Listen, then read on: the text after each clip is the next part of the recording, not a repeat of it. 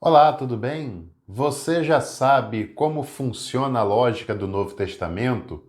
Você já conseguiu compreender como o Novo Testamento está organizado? É bem simples e até óbvio de se compreender essa organização.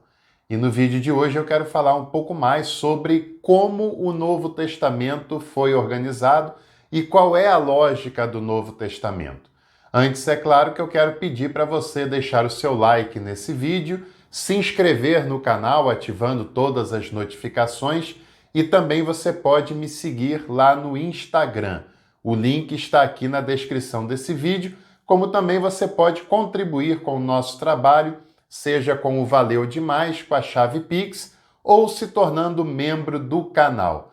Participe hoje mesmo e nos ajude a fazer teologia com seriedade e com qualidade a quem nos assiste.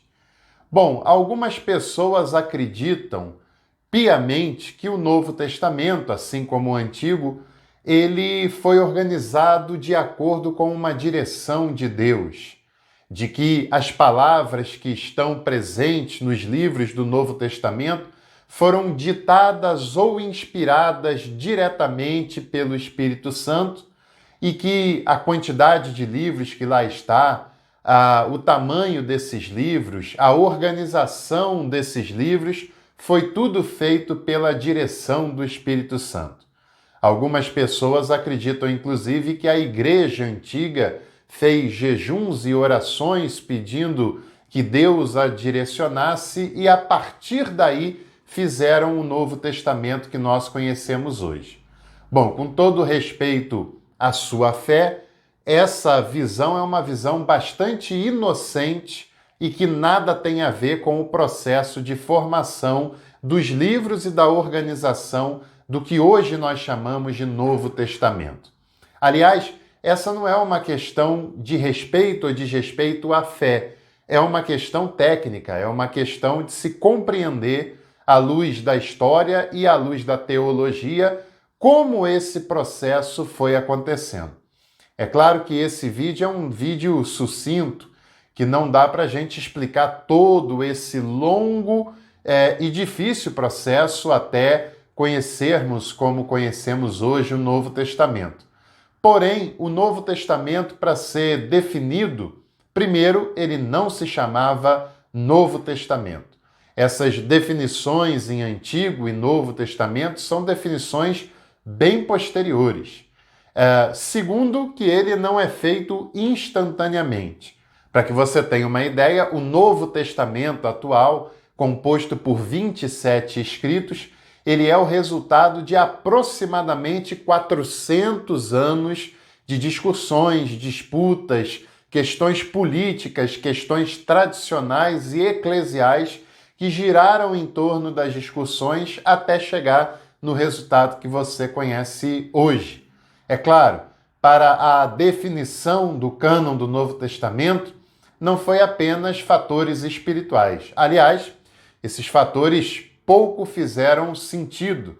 Na verdade, foram questões da tradição das comunidades antigas que usavam ou não esses relatos e também as decisões políticas eclesiásticas da igreja na antiguidade. Para que você tenha uma ideia, tem alguns textos que estão no nosso Novo Testamento e que não eram usados como canônicos por muitas comunidades da antiguidade. E, por outro lado, também é verdadeiro. Tem alguns textos que não entraram no cânon do nosso Novo Testamento, como, por exemplo, Pastor de Hermas, a Didaquê, que foram utilizados por várias comunidades da antiguidade como se fossem canônicos, num período que esse cânon todo ainda não estava definido.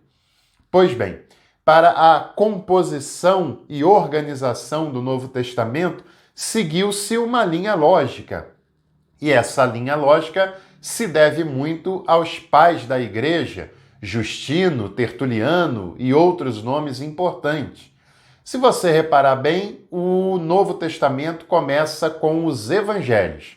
Evangelho não é biografia. Evangelho não é história da vida de Jesus e em breve eu farei um vídeo falando sobre isso. Os evangelhos vêm logo no início. E como o Novo Testamento faria conexão com o Antigo, o primeiro texto desse Novo Testamento é o Evangelho de Mateus, que tem uma linguagem judaica de alguém que conheceu a religião e os costumes do judaísmo, e o Mateus é o primeiro texto do Novo Testamento para servir de transposição entre o Antigo e o Novo Testamento. Logo em seguida vem o Evangelho de Marcos, que na verdade deveria ter sido o primeiro, porque ele é a base, a fonte primária dos evangelhos sinóticos.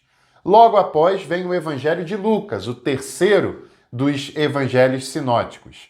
Lucas, quando foi escrito originalmente, ele era um único texto, Lucas, o Evangelho, e Atos, o livro histórico, escrito por Lucas.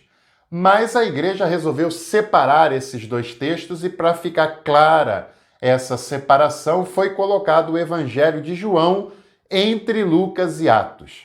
Vem o Evangelho de João, fechando os 4 evangelhos, o livro histórico de Atos, e aí começam as epístolas, que ocupam a maior parte do Novo Testamento. Em princípio, vêm as epístolas do apóstolo Paulo, escritas por ele ou atribuídas a ele, porque hoje a pesquisa científica na área bíblica sabe e tem condições de afirmar que algumas cartas atribuídas ao apóstolo Paulo não foram escritas pelo apóstolo Paulo. Por exemplo, a carta de Efésios, mas esse é um assunto para outra ocasião, assim como as cartas pastorais, etc. As cartas paulinas, elas são organizadas basicamente de acordo com o tamanho que elas possuem. Você pode observar que Romanos é a maior carta, tem 16 capítulos, depois 1 Coríntios e assim sucessivamente até terminar as cartas atribuídas ao apóstolo Paulo. No final dessa conversa encontra-se a carta aos Hebreus. A carta aos Hebreus, que é um mistério a sua autoria, na verdade não é o único mistério do Novo Testamento. Várias outras cartas também não se sabe a autoria, mas comumente se faz atribuições a elas baseadas nas tradições eclesiais. Hebreus, tudo indica que não foi escrita por Paulo e ela é colocada ali no final das cartas paulinas como uma transição entre os textos de Paulo e as chamadas escritos gerais, as epístolas gerais. Nessas epístolas gerais, é claro, também tem uma lógica. E a lógica é começar por Tiago, uma tradição atribuída ao irmão de Jesus, a um dos principais líderes da igreja de Jerusalém.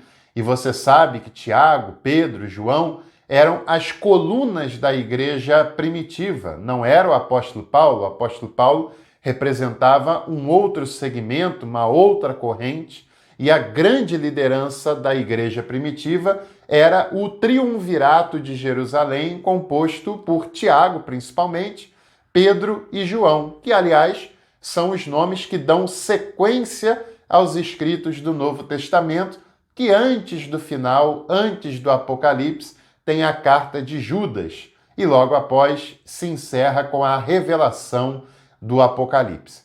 Pois é uma sequência, de certa maneira, lógica. É uma sequência que tem sentido. É uma sequência que foi pensada para ser assim. E, como eu falei, durante esse processo de formação do cânon do Novo Testamento, alguns textos que não eram tradicionalmente usados entraram, outros textos que eram muito usados não entraram, e foi um processo longo, político, eclesiástico, teológico, até que nós tivéssemos a definição do cânon do Novo Testamento, composto por 27 livros. Esse é o cânon mais tradicional que nós conhecemos e lemos nas nossas Bíblias e nos nossos Novos Testamentos. Então, eu espero que esse vídeo tenha sido elucidativo de alguma forma. Se assim foi, deixe a sua curtida logo aqui embaixo, compartilhe esse conteúdo nos seus grupos de WhatsApp, redes sociais e, quem sabe, se torne membro Café Completo e venha participar do melhor e mais acessível curso livre de teologia, que é a Escola de Capacitação Teológica. É só se tornar membro Café Completo que você tem acesso a ela. Um abraço, até a próxima.